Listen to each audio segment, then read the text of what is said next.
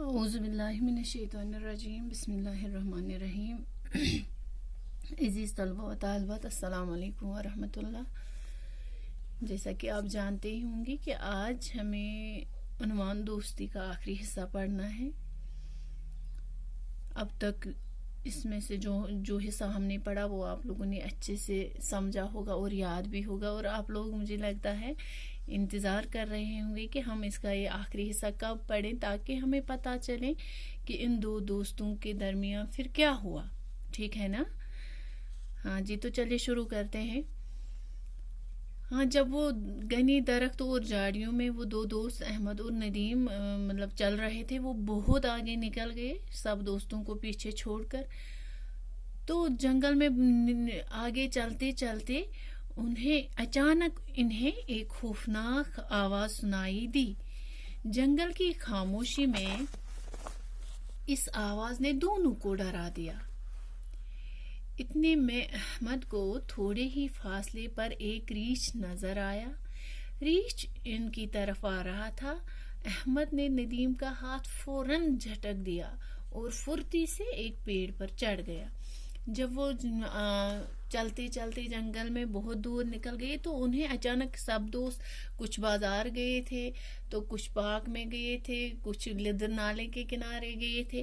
تو یہ دو دوست جنگل کی طرف نکلے، لیکن یہ اپنی دوست میں مست ایک دوسرے کا ہاتھ پکڑ کر بہت دور نکل چکے تھے کہ اتنے میں انہیں ایک آواز سنائی دی جو بہت ڈرانی تھی، جس آواز نے ان دونوں بچوں کو ڈرا دیا، ان دونوں دوستوں کو ڈرا دیا۔ جب انہوں نے ادھر ادھر دیکھا تو ان کو تھوڑی ہی دوری پہ ایک ریچھ نظر آیا۔ احمد کو وہ ریچھ نظر آیا اور اس نے دیکھا کہ وہ ریچھ انہی کی طرف آ رہا تھا۔ چونکہ یہ دونوں ایک دوسرے کا ہاتھ پکڑے ہوئے تھے تو احمد نے فوراً بہت تیزی سے جلدی سے یہ ہاتھ جھٹک دیا ندیم کا اور ایک پیڑ پر چڑھ گیا۔ ندیم نے جب ریچھ کو اپنی طرف آتے دیکھا تو اس کے منہ سے چیخ نکل گئی۔ اس نے احمد کو پکارتے ہوئے کہا، احمد مجھے بچاؤ، مجھے پیڑ پر چڑھنا نہیں آتا۔ احمد پیڑ پر سے ندیم کی بے بسی کو خاموشی سے دیکھتا رہا۔ ندیم کو گھبراہٹ میں اور کچھ نہ سوجا، وہ زمین پر لیٹ گیا، آنکھیں بند کر کے اپنی سانسیں روک لی۔ ایسا لگ رہا تھا جیسے وہ مردہ ہو۔ ریچھ نے قریب آ کر ایک لمحہ کے لیے اسے سونگا اور آگے بڑھ گیا۔ تھوڑی دیر کے بعد ندیم نے ادھکھلی آنکھوں سے دیکھا کہ ریچھ جا چکا ہے۔ اس کی جان میں جان آئی، وہ کپڑے جھاڑتے ہوئے اٹھ کھڑا ہوا اور احمد کی طرف دیکھنے لگا۔ احمد کی بے وفائی سے اسے بہت دکھ ہوا۔ اس سے یہ توقع نہیں تھی کہ احمد مصیبت کی گھڑی میں اسے اکیلا چھوڑ دے گا۔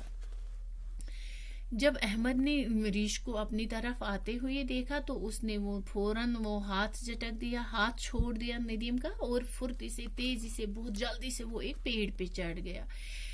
ندیم نے جب ریچھ کو اپنی طرف آتے دیکھا تو اس نے چیخا، چلایا کہ احمد کو پکارتے ہوئے، چونکہ احمد چڑھا تھا پیڑ پہ تو اس نے کہا کہ احمد مجھے پیڑ پہ چڑھنا نہیں آتا ہے، مجھے پیڑ پر چڑھنا نہیں آتا ہے، مجھے بچاؤ۔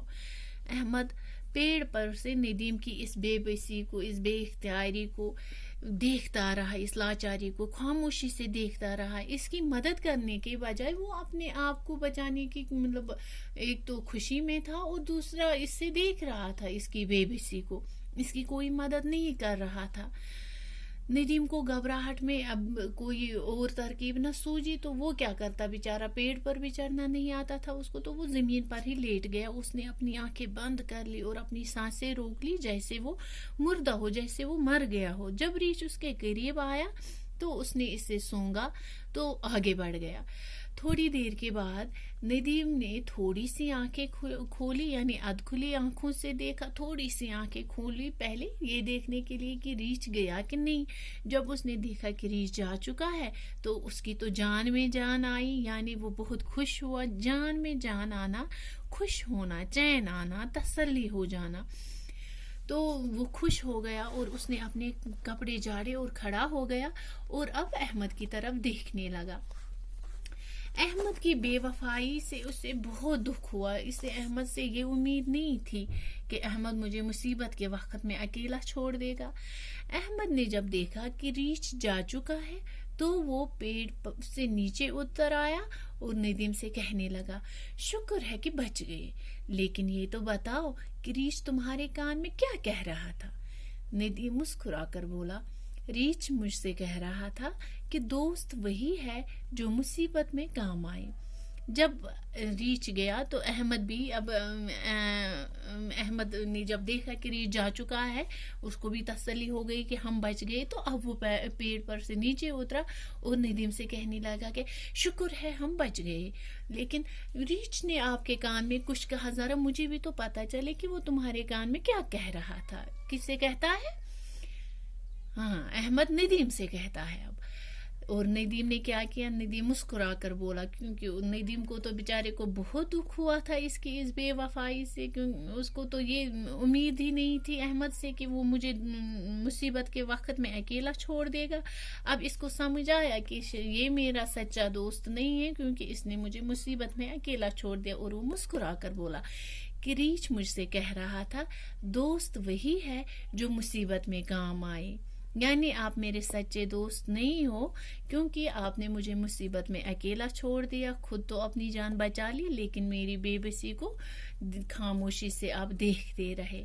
اور اب اس کو یہ سبق سکھانے کے لیے کہ دوست کیسا ہونا چاہیے, اس نے کہا کہ ریچھ نے میرے کان میں کہا دوست وہی ہے جو مصیبت میں کام آئے. جیسے میں نے اس سبق کے تعارف میں ہی کہا تھا آپ سے کہ انگریزی میں بھی ایک مشہور مقولہ ہے کہ ایک a friend in need is a friend indeed. دوست وہی ہے جو مصیبت میں کام آئے, جو ضرورت کے وقت کام آئے. ایسا نہیں کہ جب آپ کو اپنے دوست کی سب سے زیادہ ضرورت ہے تو وہ وہاں سے تو وہ اس وقت آپ کے کام نہ آئے, وہ اس وقت آپ کے کوئی کام نہ آئے, وہ آپ کو چھوڑ کر چلا جائے.